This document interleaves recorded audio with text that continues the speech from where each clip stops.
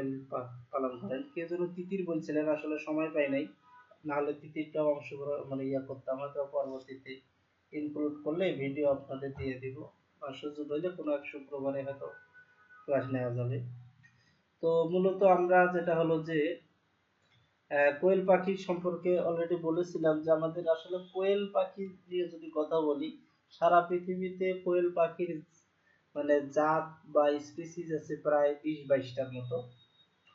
তো সচরাচর আমাদের দেশে মূলত 4-5টা বা 6টা জাতের পাওয়া যায়।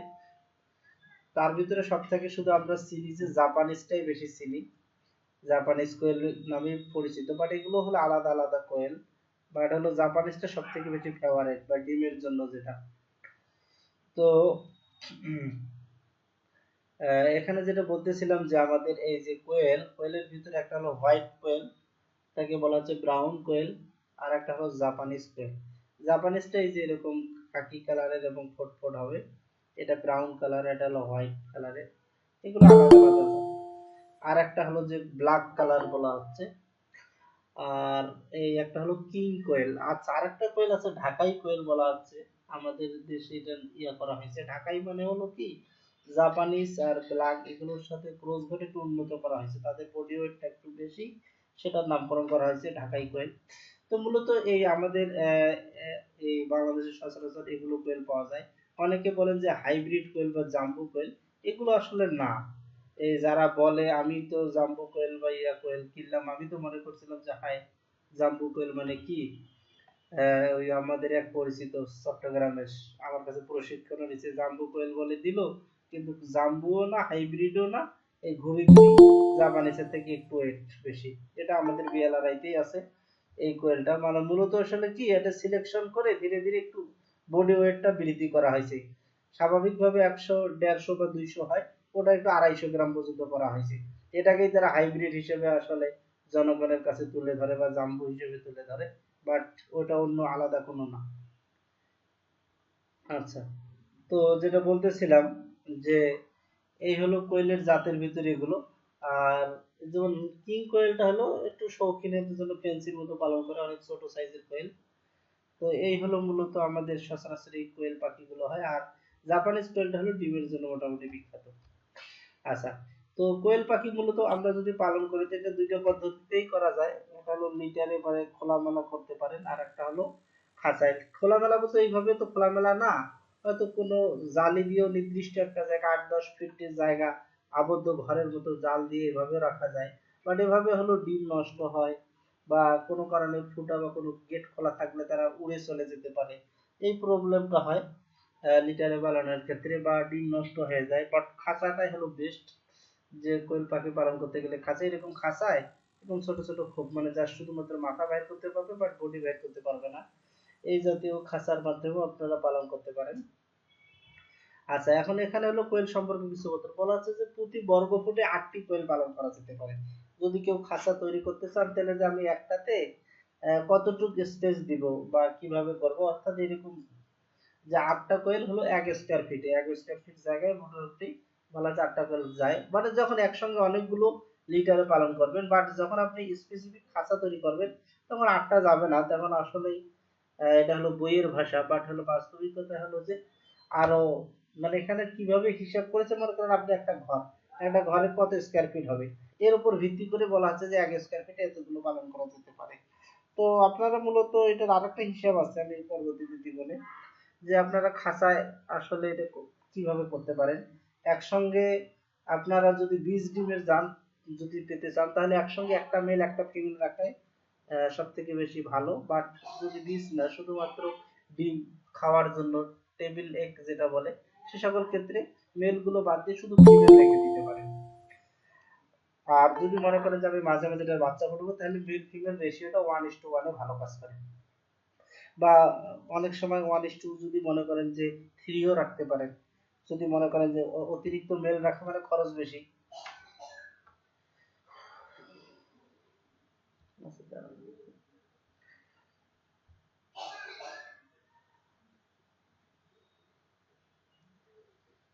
তো যেটা বলতেছিলাম যে লিডার পদ্ধতিতে কিছু অসুবিধা হয়, বাট খাঁচায় পালন করলে সুবিধা বেশি। আর কোয়েলের রোগ বালাই খুব কম হয় এবং রোগ প্রতিরোধ ক্ষমতা অনেক বেশি। আচ্ছা, এখানে আরেকটা বলা আছে যে কোয়েল স্বাভাবিক বলা আছে 6 থেকে 8 সপ্তাহ, যেটা হলো জাপানিজ কোয়েল। আর যেটা সাদা বন্য কোয়েলগুলো একটু সময় নেয়, তাহলে 8 থেকে 10 সপ্তাহ বয়সে বলা যায় ডিম পাড়া শুরু করে। মানে মূলত হলো 36-35 দিন থেকে ডিম পাড়া শুরু করে 42 জাপানিজটা। 40, 42, 45 দিন এরকম সময়ে দেখবেন যে মোটামুটি সবগুলো ডিমে চলে আসে। আর অন্যান্য কোয়েল গুলো একটু সময় নিতে পারে, হয়তো 60 দিন পর্যন্ত, 50, 55, 60 দিন সময় নেয়। আর বলা হচ্ছে যে স্বাভাবিকভাবে এরা ডিম প্রোডাকশন হলো জাপানিজ কোয়েল যেটা, সেটা হলো মূলত বলা হচ্ছে যে, সরি না, ইয়েটা ভুল হয়েছে, 250 থেকে 300 হবে। আর এটা বলা হচ্ছে যে 150 থেকে 200 পর্যন্ত ডিম দেয় অন্যান্য কোয়েল গুলো। তো জাপানিজটা হলো সব থেকে বেশি ডিম দেয়। আচ্ছা, এরপরে হচ্ছে এরা মূলত বলা হচ্ছে 17 থেকে এদের ডিম থেকে যে বাচ্চা ফোটে, কত দিনে বাচ্চা ফোটে? 17 বা 18তম দিনে এদের হলো কোয়েলের ইয়া থেকে বাচ্চা ফুটবে।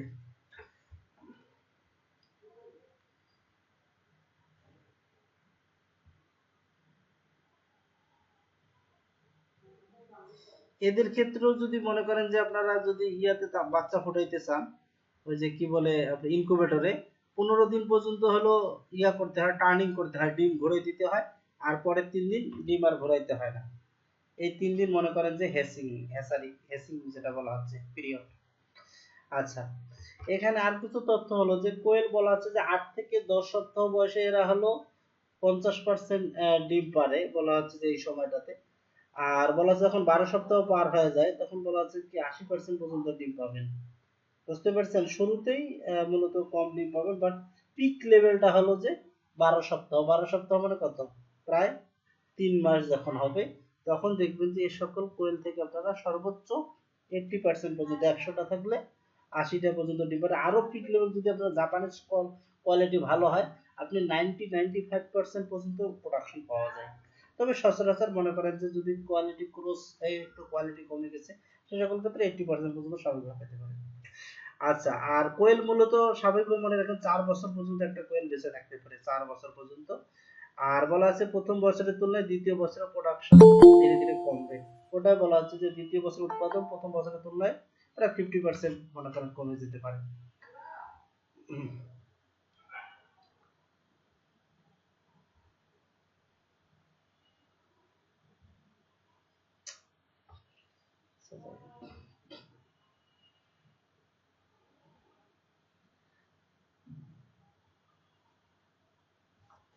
আর যেটা বলতেছিলাম যে কোয়েলের ডিমের উর্বরতা, মানে ডিম স্বাভাবিকভাবে বীজ ডিম যেটা হয়, বীজ ডিম থেকে বাচ্চা স্বাভাবিকভাবে আপনারা মানে 85 থেকে 90 বা এরকম পর্যন্ত পার্সেন্টেজ পর্যন্ত এরা বীজ ডিম হয়ে থাকে। আসলে 100% কখনোই কোনো মুরগি হাঁস যাই বলেন না কেন, কারো বীজ ডিম 100% হয় না, আপনার 80, 85, 90 এরকম হয়। তাই কোয়েলের ক্ষেত্রেও ঠিক সেম এরকম বলা আছে যে 85-80% পর্যন্ত আপনারা বীজ ডিম পেতে পারেন। কিন্তু বীজ ডিম আসলে অনেক কিছুর উপর নির্ভর করে, আপনার খাদ্যের উপরে, আপনার মূলত কোন এনভায়রনমেন্টে রাখছেন, ভিটামিনের ঘাটতি আছে কিনা, আদর্শ ফিড দিচ্ছেন কিনা, এগুলোর উপর নির্ভর করে আসলে বীজ ডিম নির্ভর করে। আচ্ছা, এরপরে বলা হচ্ছে যে এই যে একটা পূর্ণবয়স্ক কোয়েল সর্বোচ্চ 4 বছর পর্যন্ত বেঁচে থাকে। আর একটা কোয়েলের বলা হচ্ছে পূর্ণাঙ্গ একটা কোয়েলের ওজন হবে স্বাভাবিকভাবে যখন প্রাপ্তবয়স্ক হবে তখন 150 গ্রাম পর্যন্ত হতে, সচরাচর ম্যাক্সিমামে 150 গ্রাম। বাট কোনোটা ভালো গরু আসলে যেটা এই যে হাইব্রিড বা জাম্বু হিসেবে মার্কেটে মানুষের কাছে যে বিক্রি করে, এই কোয়েলের এই যেটা ভালো কোয়ালিটির সেটাকে মনে করে এক জায়গায় সংগ্রহ করে এটা নামকরণ করেছে। তো এটা হলো 250 গ্রাম পর্যন্ত হতে পারে। আর মোটামুটি ভাবে বলা চাচা এখানে একটা হিসাব আছে যে আপনারা কতগুলো কমপক্ষে 60 থেকে 100টা কোয়েল পালন করতে পারবেন বলা আছে যদি 30 থেকে 150 সেন্টিমিটার দৈর্ঘ্য বা 100 সেন্টিমিটার যদি প্রস্থ হয়। আর যদি বলা আছে উচ্চতাটা যদি দেয় 25 থেকে 40 সেন্টিমিটার বিশিষ্ট একটা যদি খাঁচা তৈরি করেন, তাহলে এই জায়গাতে আপনারা 60 থেকে 100টা পর্যন্ত কোয়েল পালন করতে পারবেন। এখানে সেন্টিমিটার মানে কি 12 সেন্টিমিটারে 1 ফুট এইভাবে হিসাব করেন, বুঝতে পারছেন? তাহলে 100 বা 150 মানে হচ্ছে কত, 8 বারাং 96, এরকম মনে করেন যে 10, দৈর্ঘ্যটা যদি 10 ফুট দেন, প্রস্থটাও যদি এরকম দেন, আর উচ্চতাটা যদি আপনারা এরকম দেন যে হলো 3 বা 4 ফুট, তাহলে বলা আছে যে এটার ভিতরে 60 বা 100টা কোয়েল পালন করতে পারবেন। আচ্ছা, এই হলো কোয়েল সম্পর্কে একটু বেসিক ধারণা যে কোয়েল কি কি হয়। আর কোয়েলের ক্ষেত্রে আমরা যদি ব্রুডিং বলি, ব্রুডিং মূলত এদের ক্ষেত্রে 21 দিন পর্যন্ত ব্রুডিং করতে হয়। বিশেষ করে শীতকালে হয়তো একটু তাপমাত্রা যখন অনেক কম থাকে তখন হয়তো 1 মাস পর্যন্ত করা হয়। তাছাড়া বলা হচ্ছে যে 21 দিন পর্যন্ত যে তাপ দেওয়া হয় এটাকে কোয়েলের ক্ষেত্রে ব্রুডিং বলা হচ্ছে। এদেরও ক্ষেত্রে সেম, প্রথম সপ্তাহ 90 ডিগ্রি বা 35 ডিগ্রি, দ্বিতীয় সপ্তাহ অন্তত পক্ষে 85 বা 32 ডিগ্রি, মানে 35 ডিগ্রি সেলসিয়াস আর 90 ডিগ্রি ফারেনহাইট, এটা কিন্তু ভুল করিয়েন না। 90 ডিগ্রি সেলসিয়াস দিলে তো একবারে কোয়েল হয় হয়ে যাবে। ডিগ্রি সেলসিয়াস দিলে কি হয়ে যাবে, ফ্রাই হয়ে যাবে, ফ্রাই করে খাইতে হবে। কারণ 100 ডিগ্রি সেলসিয়াস তাপমাত্রায় পানি বাষ্পে পরিণত হয়। তো এই জন্য ফারেনহাইট আর ডিগ্রি সেলসিয়াস এটা অবশ্যই ভালো করে মাথায় রাখবেন। আর তৃতীয় সপ্তাহে বলা আছে 80, এরপরে নর্মাল অ্যাসিজন তাপমাত্রায় রাখা যায়। কারণ এই 3 সপ্তাহে কোয়েল বড় হয়ে যায়, প্রাপ্তবয়স্ক হয়ে যায়, অর্থাৎ ডিমের উপযোগী চলে আসে। অর্থাৎ বলা হয়েছে যে আচ্ছা, কোয়েলের বাচ্চা যখন ব্রুডিং করবেন অবশ্যই তাপমাত্রাটা এইভাবে লাইট এইভাবে দিয়ে মেনটেন করবেন। আর খাবার প্রথম তো 1-2 দিন হলো পেপারের উপরেই খাবার দিবেন। আর 2-3 দিন পরে আপনারা খাবার পাত্র পানির পাত্র আলাদা ব্যবহার করবেন। তবে এখানে একটা মনে রাখতে হবে যে স্বাভাবিক আমরা যে পানির পাত্রগুলো দেই, এই পাত্রগুলোতে স্বাভাবিকভাবে পানির পাত্র দেওয়া যাবে না। দিলে এই পানির পাত্রগুলোতে আলাদাভাবে পাথর বা স্টোন বা ইয়াটা যেটা পানির সাথে যেন মিক্সড না হয়, মার্বেল, এগুলো দেওয়া হয়। কারণটা কি, এই পানির পাত্রগুলোতে কোয়েলের বাচ্চাগুলো অনেক ছোট, একটা ছোট বাচ্চাকে আপনি হাতের মুঠে নিলে, হাত মুঠ করে থাকলে দেখবেন যে ভিতরে ঢুকে থাকবে, কেউ বুঝতেই পারবে না যে আপনার হাতে যে কোয়েলের বাচ্চা আছে। তো এত ছোট কোয়েলের বাচ্চা যদি মনে করেন যে পানিতে, ছোট পানির পাত্রে যায়, তখন দেখবেন যে তারা কি হয়ে যায়, ভিজে যাবে। আর ভিজে গেলে ঠান্ডা লাগবে। এই জন্য অবশ্যই যে কোয়েলের বাচ্চার ক্ষেত্রে যে পানির পাত্র দিবে, পানির পাত্রের চতুর্পাশে কি দিতে হয়, মার্বেল বা পাথর এগুলো দিতে হয়, যেন মার্বেলের উপর চললেও তারা খেতে পারে, বাট যেন পানি তাদের গায়ে না লাগে। এই বিষয়টা মাথায় রাখতে হবে ব্রুডিং এর ক্ষেত্রে। আর তাপমাত্রা তো সেম মেনটেন করতে হবে। ওই ভাই কে আসছে, যাই যাই তাই তাই।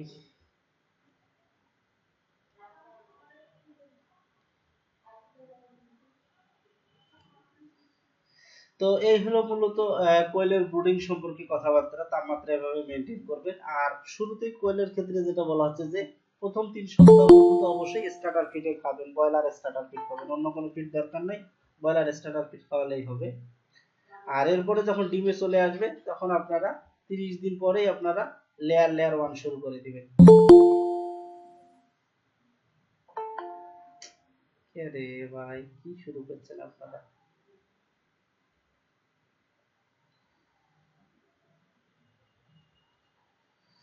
আর হলো কোয়েলের বিষয়ে বলা আছে, কোয়েলের একটা ওজন চার্ট। স্বাভাবিকভাবে কোয়েলের ওজনটা কিভাবে বৃদ্ধি পায়। কোয়েলের প্রথম ডে ওল্ডে, মানে একটা কোয়েলের ওজন হয় একদিন যখন বয়স হয় 7 গ্রাম, 8 গ্রাম, 9 গ্রাম, 10 গ্রাম পর্যন্ত হয়। 1 সপ্তাহ পরে এদের ওজন হবে 15 গ্রাম।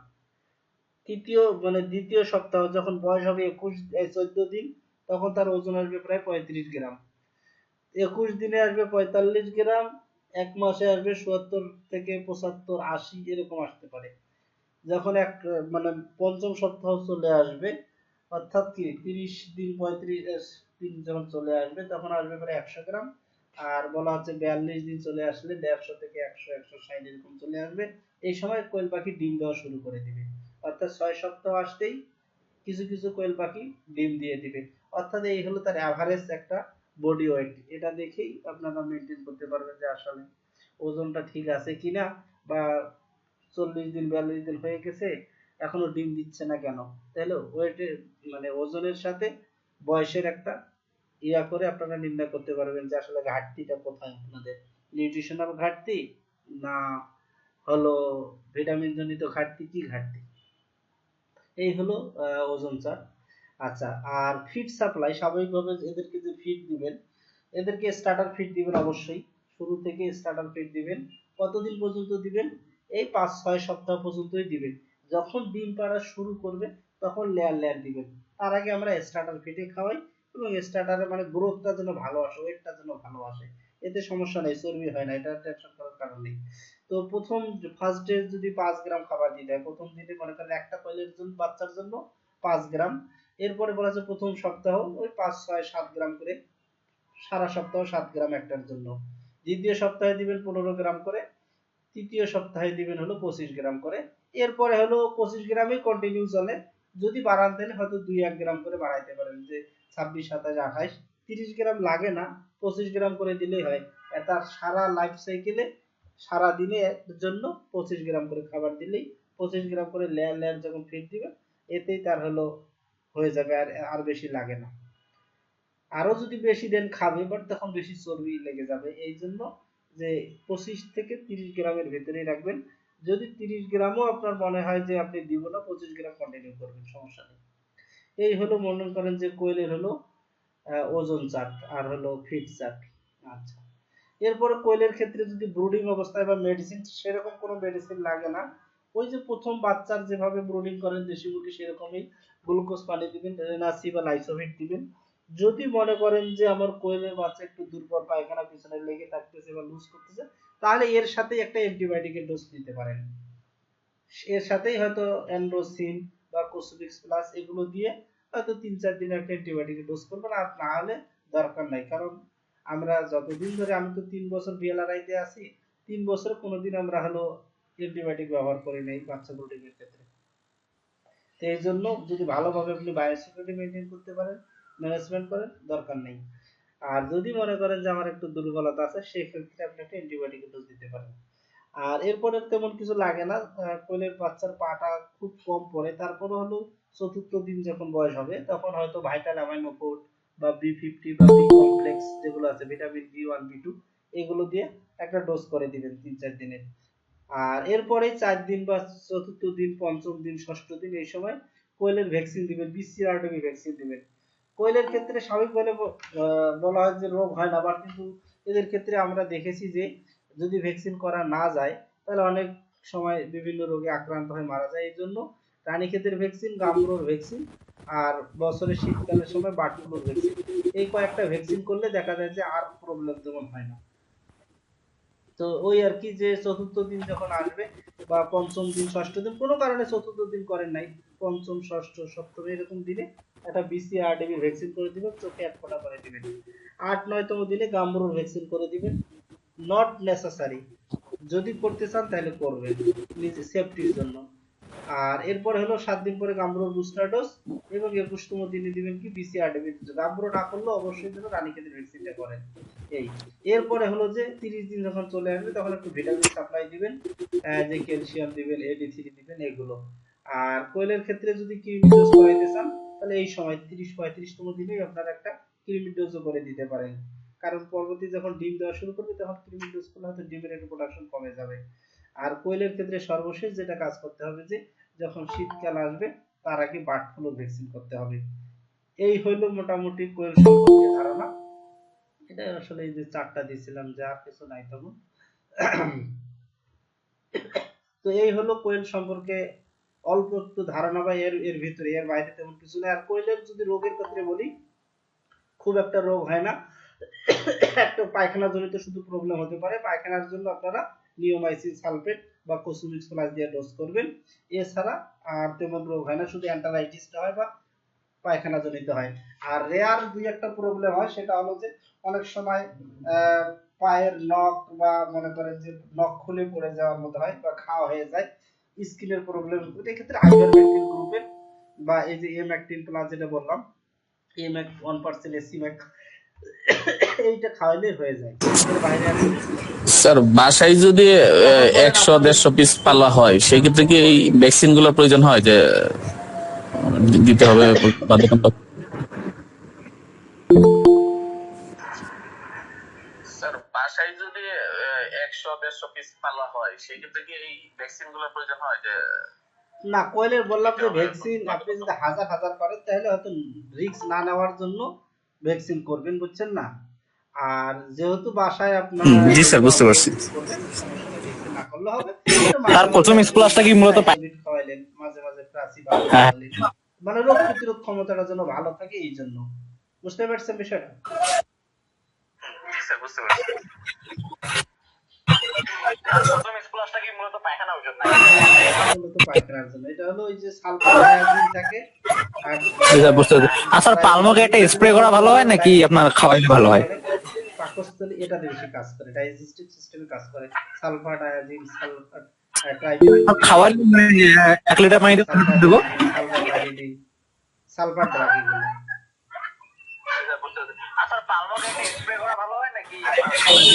এটা বুঝতে পারছি। আর পালমোকেটা যদি আমরা খাওয়াই মানে 1 লিটার পানিতে কতটুকু দেবো এটা একটু বলেন। পালমোগাই খাওয়া যায়।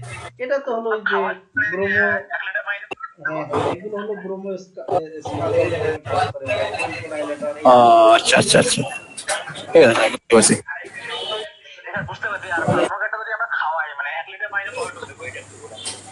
এটা একই আমার একটা ওষুধের কথা বলেন নাই, আমি 1 সপ্তাহ শুরু করছি আর কি কোয়েল পাখি।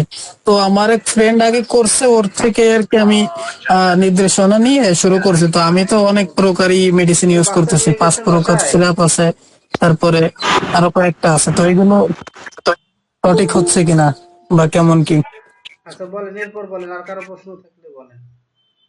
একটা ওষুধের কথা বলেন নাই, আমি 1 সপ্তাহ শুরু করছি আর কি কোয়েল পাখি। তো আমার এক ফ্রেন্ড আগে করছে, ওর থেকে আর কি আমি নির্দেশনা নিয়ে শুরু করছি। তো আমি মেডিসিন ইউজ করতেছি, 5 প্রকার সিরাপ আছে, রেনাসল এডি3 আছে, তারপরে রেনা পিএইচ আছে। সঠিক হচ্ছে কিনা বা কেমন কি? এত ওষুধ লাগে না। আমি তো কোয়েল পাখি, তো আমাদের এখানে অনেকগুলো কোয়েল আছে, কই আমি তো কোনোদিন কোয়েল পাখিকে এখন পর্যন্ত মানে রেনাসি আছে, তারপরে থায়াবিন, এই জাতীয় আরো কয়েকটা আছে, রেনামাইসিন। শুধুমাত্র ভ্যাকসিনটা মেনটেন করি।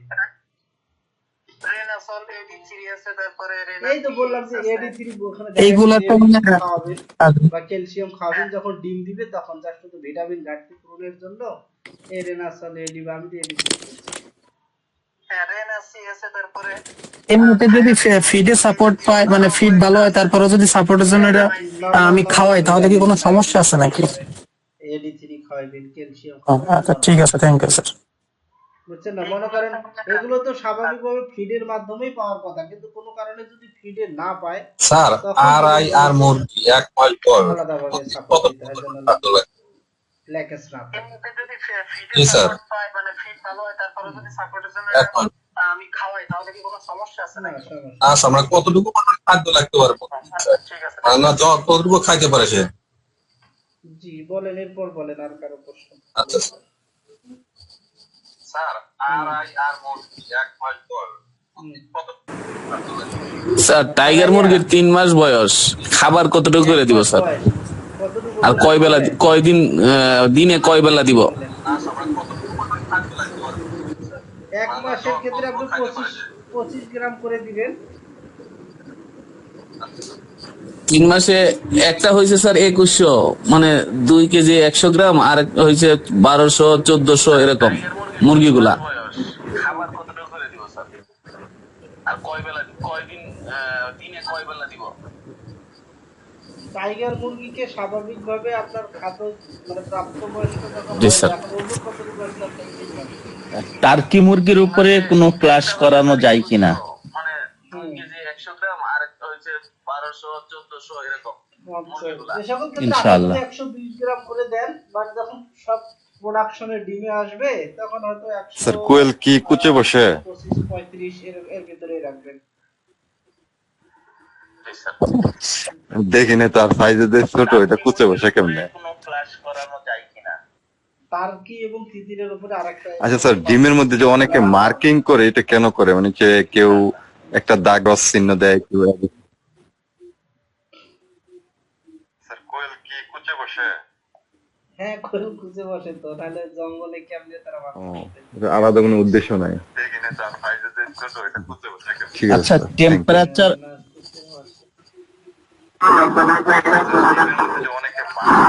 টেম্পারেচার এবং আর্দ্রতা মাপার, হিউম্যানিটি মাপার যে মেশিনটা, এটা আমরা কোথায় পাবো? মনে করেন কেউ সাদা ডিম বসাইছে, ডিম বসাইছে, হলো এটা আইডেন্টিফিকেশন।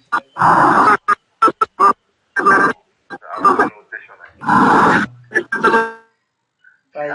এটা অনেক অনেক কৌতূহল হয়েছে না যে এক একজন এক এক কালার কেন ব্যবহার করে। দুইটা কি একসঙ্গে পাওয়া যাবে, মানে টেম্পারেচার এবং হলো হিউম্যানিটি দুইটা একসঙ্গে? তাপমাত্রা মাপার হিউমিডিটি মাপার মেশিন তো এমনিতেই ওষুধের যে ডিলার বা যারা আছে এরা স্যার হাঁসের বীজ ডিপ দেখার জন্য কতদিন লাগে? তবে আরেকটা যেটা কাজ করতে পারেন সেটা হলো 5 দিনে বীজ ডিপ দেখা যায় হাঁসের? দারাস অনলাইনে সার্চ করুন দারাস দুইটা কি একসঙ্গে পাওয়া যাবে মানে স্যার আপনার ওখানে কাদাকনাথ পাওয়া যায় এখন? ডিজিটালটা পাওয়া যায় আপনি খোঁজ করেন ইনশাআল্লাহ পেয়ে যাবেন স্যার হাঁসের বীজ ডিপ দেখার জন্য কতদিন লাগে? 5 দিন পর 5 দিনে বীজ ডিপ দেখা যায় হাঁসের? হ্যাঁ হ্যাঁ বাচ্চা যাচ্ছিলাম।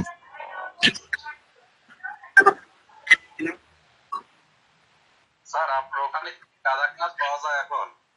কাদাকনাথ তো পাওয়া যায় কিন্তু আমাদের এখান থেকে তো কাদাকনাথ দেয় না ওই যে আমাদের এখান থেকে জি স্যার। ইয়া দিছিল উনি তো বিক্রি করতে চাচ্ছে ওনার গুলো নিতে পারেন যাদের বিএলআর এর থেকে কাদাকনাথ দরকার একসাথে কাদাকনাথ দেওয়া হয় না উনি অনেক বড় সম্মানিত মানুষ ওনার আবেদনটা কোনোভাবেই ফেলাইতে পারেন না এই জন্য ওনাকে দিছিল বুঝতে পারছেন জি স্যার। এই যে আমাদের কেনা বেচা স্যার, বুঝতে পারছি। পোস্ট করছিল যদিও যদিও ওনাকে অনেকেই হয়তো চিনতে পারে নাই যে বলে যে ভাই আমি নিব দেওয়া যাবে কিনা যেমন কি যেন বলছে যে গাজীপুরে পাঠানো যাবে কি